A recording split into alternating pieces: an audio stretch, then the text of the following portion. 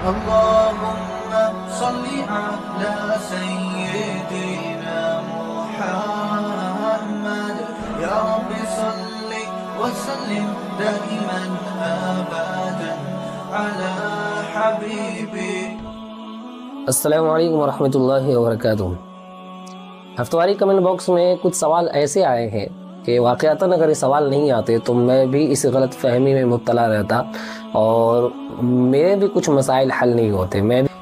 یہ سوال آنے سے پہلے میں بھی غلط فہمی میں مبتلا تھا، لیکن الحمدللہ جب یہ سوال کیا گیا میری غلط فہمی بھی دور ہو گئی اور میرے بھی ایک مسئلے کا حل نکل گیا. جزائے خیر دے سوال کرنے والوں کو، اور اللہ ان کی عمر میں برکت عطا فرمائے. جو لوگ سوال کرتے ہیں اور جو لوگ علم حاصل کرنا چاہتے ہیں، یقین بالیقین جو ہے ایسے لوگ بارہا نہیں سینکڑوں بار مبارکباد دینے کے لائق ہیں کہ اللہ ان کی عمر میں برکت عطا فرمائے. جو اپنے دینی مسائل کو علماء سے معلوم کرتے ہیں، چاہے جس طریقے سے بھی معلوم کرتے ہیں، قرآن کی ایک آیت پر ان کا عمل ہو جاتا ہے کہ فَاسْأَلُوا أَهْلَ الذِّكْرِ إِن كُنتُمْ لَا تَعْلَمُونَ، کہ جو چیز تم نہیں جانتے ہو اس کو جاننے والے سے سوال کرو. یہ اس بات پر عمل کر رہے ہیں. بہرحال میں جلدی میں وہ ہفتواری کمنٹ باکس کے جو 2-3 سوال آئے ہیں وہ سوال میں آپ تک پہنچا دیتا ہوں. آخری جو سوال ہے، تیسرا جو سوال ہے، وہ بہت امپورٹنٹ سوال ہے جو آج کل ہمارے معاشرے میں لڑکے اور لڑکیاں بہت زیادہ غلطی کرتے ہیں. آپ سے گزارش ہے کہ اس ویڈیو کا آخر تک بنے رہیں اور اس مسئلے کو سن کر جاویں، اور اس مسئلے کو جب سنیں تو دوسروں تک یہ بات پہنچائیں.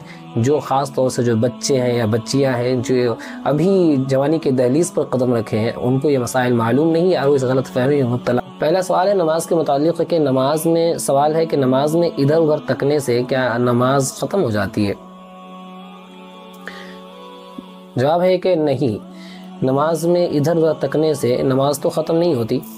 ہاں البتہ یہ ہے کہ نماز کے اندر جو جان آنی چاہیے تھی، نماز کے اندر جو تاثیر اور نماز کی جو خاصیت ہوتی ہے وہ ختم ہو جاتی ہے. نماز کو جو ثواب ملنا ہوتا ہے وہ ختم ہو جاتا ہے، کیونکہ جب ہم کسی انسان سے ملنے کے لیے جاتے ہیں، کسی انسان سے کوئی محبوب اگر اپنے محبوب سے ملنے کے لیے جاتا ہے تو اس کا سارا فوکس اور ساری چیزیں جو ہے اس کے محبوب کی طرف ہوتی ہے. تو جب ہم نماز کے لیے جاتے ہیں تو ہم بھی اپنے محبوب یعنی اللہ رب العزت سے ملنے کے لیے جاتے ہیں.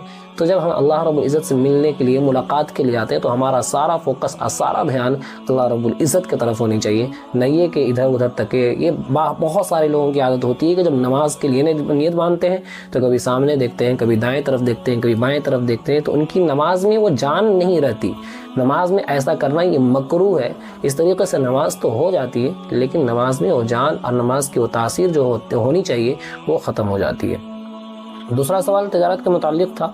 سوال کیا ہے کہ السلام علیکم ورحمۃ اللہ. ہمارے یہاں تاجروں کی ایک عادت یہ ہے کہ جب وہ تجارت کرتے ہیں، مثلا کپڑا بیچتے ہیں، تو وہ جھوٹ بولتے ہیں. جب ان سے کہا جاتا ہے کہ بھئی جھوٹ کیوں بولتے ہو تو کہتے ہیں کہ تجارت میں جھوٹ جائز ہے. انہوں نے مثال دیا ہے کہ جیسے 100 روپے کی چیز کو جب وہ خرید کر لاتے ہیں، 100 روپے کی چیز کو خرید کر لاتے ہیں اور 150 روپے میں اگر کوئی گراہک ان سے مانگتا ہے تو کہتے ہیں کہ 150 روپے میں تو ہماری خرید ہے، ہم 150 روپے میں کیسے دے سکتے ہیں. گویا کہ یہ اس طریقے کا جھوٹ تاجر حضرات کہتے ہیں کہ اس طریقے کا جھوٹ جائز ہے.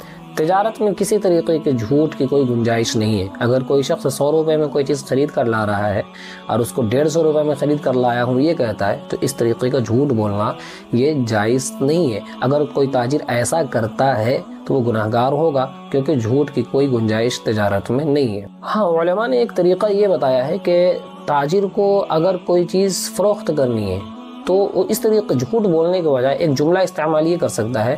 مثال کے طور پر کسی چیز کو 100 روپے میں خرید کر لایا ہے اور وہ سامنے والے گراہک کو 200 روپے میں دینا چاہتا ہے، لیکن گراہک 150 روپے میں مانگ رہا ہے. تو یہ تاجر کو اتنی اجازت ہے کہ تم یہ کہہ سکتے ہو کہ بھائی 150 روپے میں میرا نہیں پڑ رہا ہے، میرا نہیں پڑ رہا ہے. اس طریقے کا جملہ استعمال کر سکتا ہے، کیونکہ اس طریقے کیونکہ وہ 100 روپے منافع کمانا چاہتا ہے اور وہ 50 روپے دینا چاہتا ہے منافع.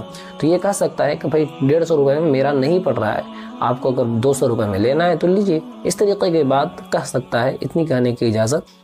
تیسرا سوال جو سب سے امپورٹنٹ ہے، جس میں میں بھی غلط فہمی میں مبتلا تھا، الحمدللہ میری غلط فہمی بھی دور ہو گئی. یہ سوال اب حضرات ضرور سنیں اور دوسروں تک پہنچائیں. سوال یہ ہے کہ کیا ہے کہ السلام علیکم ورحمۃ اللہ. ہمارے یہاں خاص طور سے نوجوان بچے اور بچیوں میں یہ بات پائی جاتی ہے کہ موبائل کے ذریعے وہ نکاح کر لیتے ہیں اور نکاح میں ایجاب و قبول ہو جاتا ہے. تو اس طریقے کا نکاح کرنا درست ہے کہ اس طریقے سے نکاح منعقد ہو جاتا ہے؟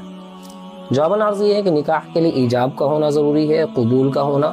ضروری ہے، ایجاب و قبول کا ہونا ضروری ہے، 2 گواہان کا بھی ہونا ضروری ہے ایک محفل میں۔ اگر کوئی شخص موبائل کے ذریعے نکاح کرتا ہے، کسی بھی طریقے کوئی بھی الفاظ استعمال کر لے نکاح کے لیے، میں آپ سے نکاح کرتا ہوں یا آپ کو قبول ہے، اس طرح کوئی بھی الفاظ استعمال کر رہا ہے نکاح کے لیے موبائل کے ذریعے، تو یہ نکاح منعقد نہیں ہوگا، اس سے نکاح نہیں ہوتا ہے۔